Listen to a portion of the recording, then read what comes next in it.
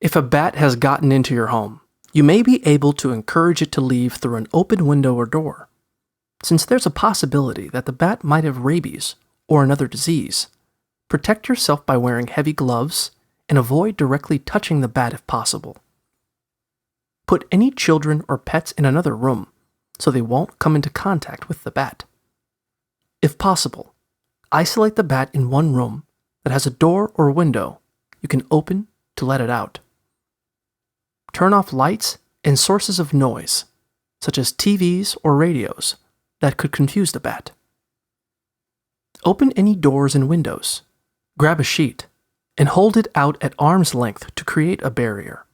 Then, move toward the bat with the sheet spread in front of you. Use the sheet to guide the bat toward an open window or door. Once the bat leaves, close the doors and windows and make sure there aren't any other possible entries where the bat could come back in, such as a hole in your window screen. If you can't guide the bat out, you may also be able to catch it once it lands.